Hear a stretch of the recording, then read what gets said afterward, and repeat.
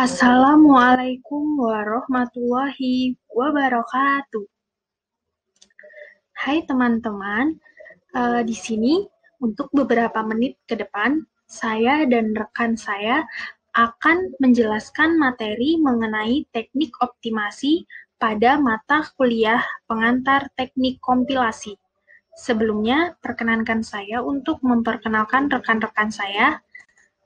Yang pertama, ada Aditya Yafi Pramudia, yang kedua ada Anissa Putri, yang ketiga ada Muhammad Bintang Al-Akbar, dan yang terakhir saya sendiri, Priscilla Violeta Estrada. Kami dari kelas 3 KA22.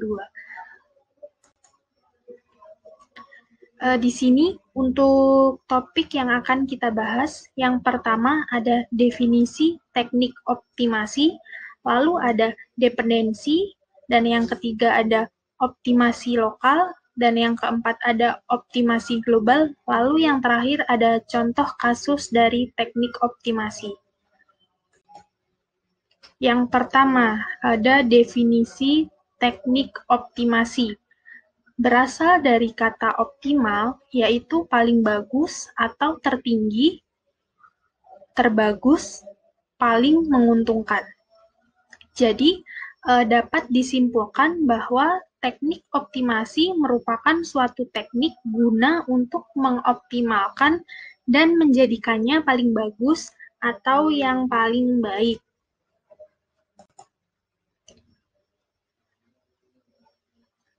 Tahapan dalam teknik optimasi, yaitu ada 3 tahap.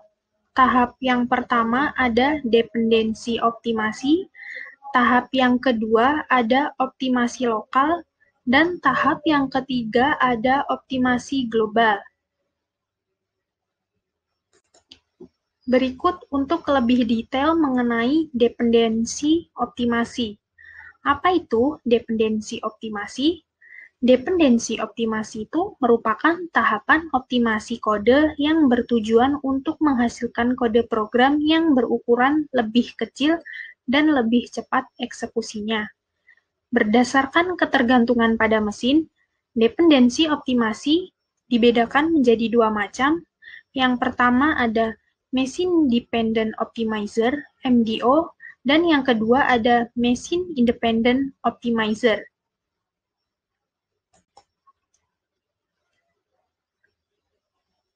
Untuk MDO, Machine Dependent Optimizer, kode dioptimasi sehingga lebih efisien pada mesin tertentu. Jadi, pada MDO ini, kode itu dioptimasi sehingga kode tersebut menjadi lebih efisien pada mesin tertentu.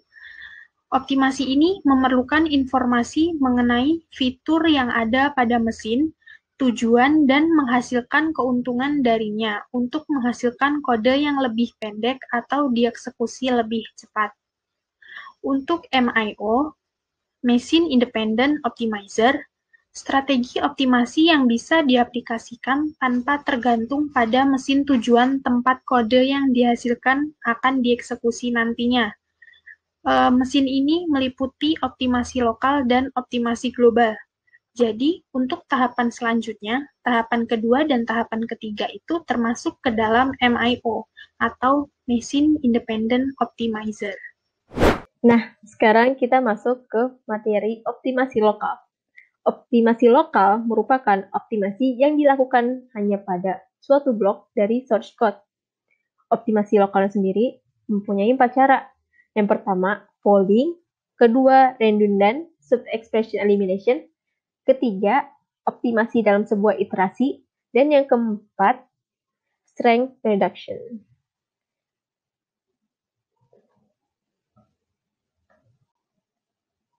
Nah, sekarang kita masuk ke cara pertama dari optimasi lokal, yaitu folding.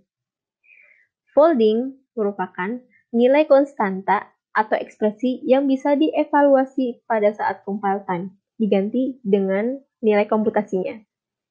Contohnya, pada variabel A sama dengan 2 ditambah 3 ditambah B. Nah, itu diganti menjadi A sama dengan 5 ditambah B.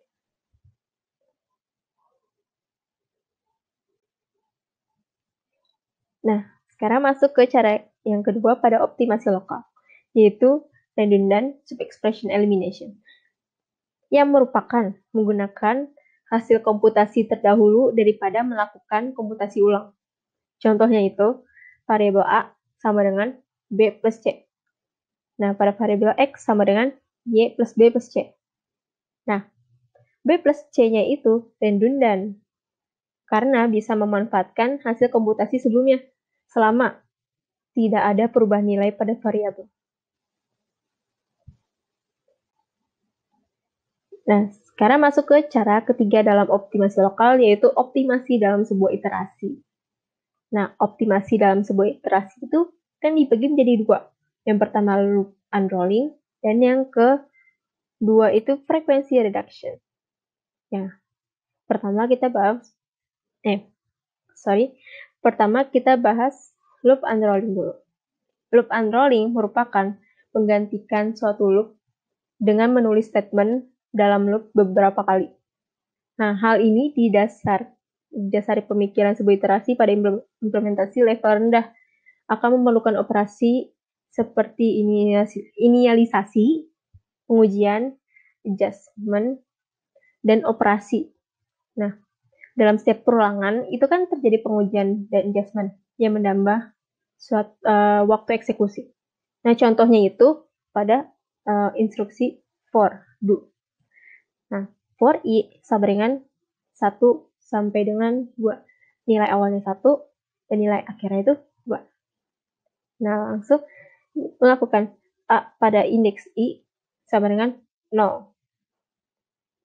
Kemudian dioptimasi menjadi A indeks 1 sama dengan 0 dan A indeks 2 sama dengan 0.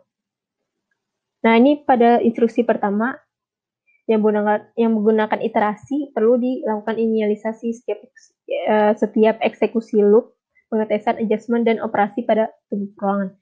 Yang kesemuanya itu menghasilkan banyak instruksi. Nah, karena itu dengan optimasi hanya memerlukan 2 instruksi assignment aja. Nah, cara kedua pada optimasi dalam sebuah iterasi yaitu frequency reduction.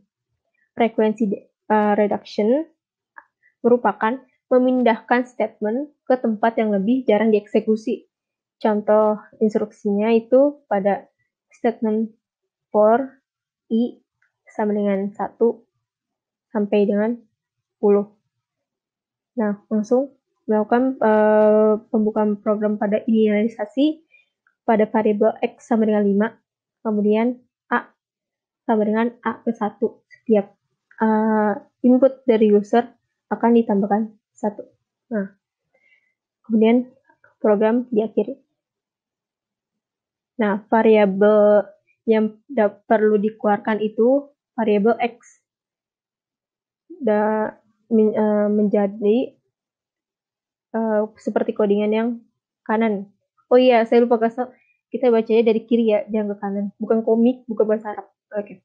Jadi yang pertama baca dulu yang codingan kirinya yang tadi saya jelaskan. Dan yang kanan itu yang telah diganti karena X-nya itu akan inisialisasi.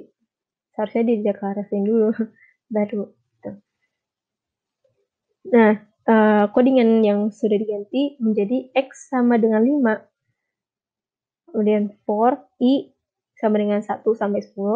Melakukan buka pemrogramannya dengan A sama dengan A plus 1 dan mengakhiri program.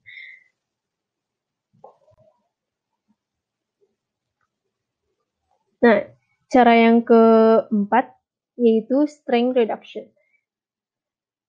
Strength reduction adalah mengganti suatu operasi dengan jenis operasi lain yang lebih cepat dieksekusi.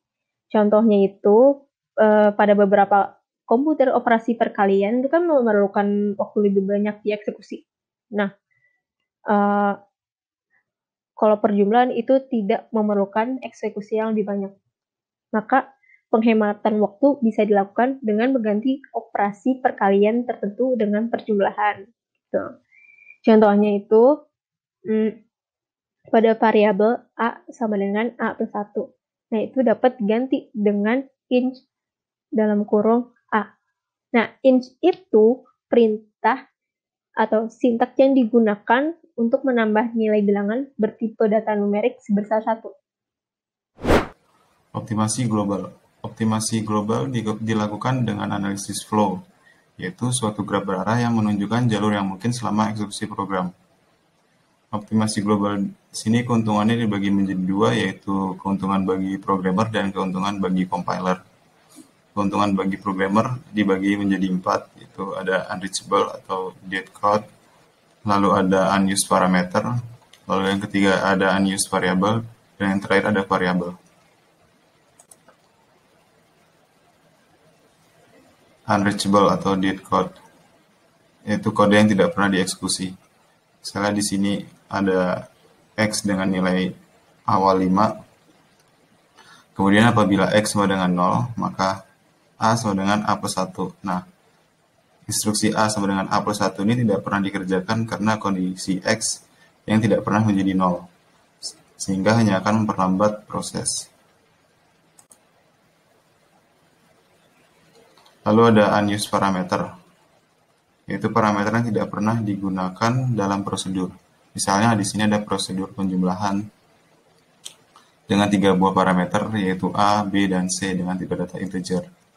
Lalu ada pendeklarasian variabel X dengan tipe data integer. Lalu X sama dengan A plus B. Nah, parameter C di sini tidak pernah digunakan, sehingga tidak perlu diikutsertakan karena pada prosedur penjumlahan C tidak pernah dikenakan suatu proses atau nilai.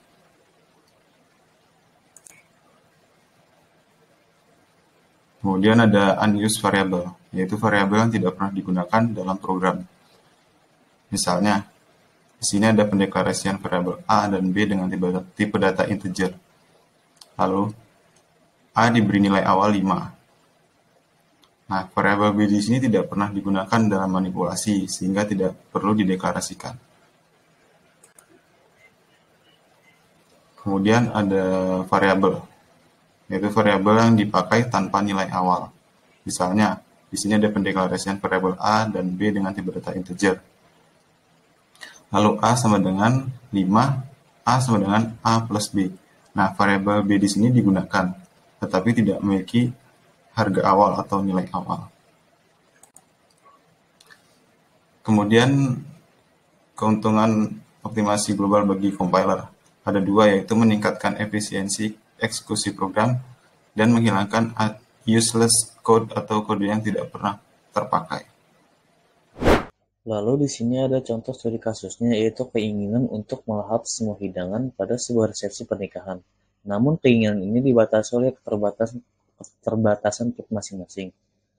Studi kasus ini mempunyai 3 komponen dalam sebuah persoalan optimasi, yaitu fungsi tujuan, variabel keputusan, dan kendala. Selanjutnya, di sini ada beberapa objek yang dijadikan sebagai contoh studi kasus permasalahan hidangan resepsi, yaitu ada nasi rames, bakso, somai, sate padang, kambing bakar, dan gado-gado. Model permasalahannya, mari kita asumsikan perut kita hanya bisa menampung maksimum 1,2 liter makanan sehari dan ada 6 buah pilihan hidangan di bawah ini. Yang pertama ada nasi rames dengan volume 0,8 liter dan tingkat kepuasan 85 poin. Kedua ada bakso dengan volume 0,6 liter dan tingkat kepuasan 70 poin. Ketiga ada somai dengan volume 0,4 liter dan tingkat kepuasan 45 poin. Keempat ada sate padang dengan volume 0,3 liter dan tingkat kepuasan 55 poin. Kelima ada kambing bakar dengan volume 0,4 liter dan tingkat kepuasan 60 poin. Terakhir ada gado-gado dengan volume 0,5 liter dan tingkat kepuasan 65 poin. Selain itu, kita tidak diperbolehkan mengambil 2 porsi hidangan yang sama, dan setiap hidangan yang dipilih pun harus dihabiskan, dalam arti tidak boleh dimakan sebagian saja. Untuk permasalahan ini, kita bisa diidentifikasi 3 komponen persoalan optimasi. Pertama ada fungsi tujuan. Fungsi tujuannya itu memaksimumkan tingkat kepuasan. Kedua ada variabel keputusan yang isinya jenis-jenis hidangan yang dipilih, dan terakhir ada kendala, yaitu batasan volume penampungan perut. Sekian presentasi dari kami. Apabila ada salah kata, mohon maaf.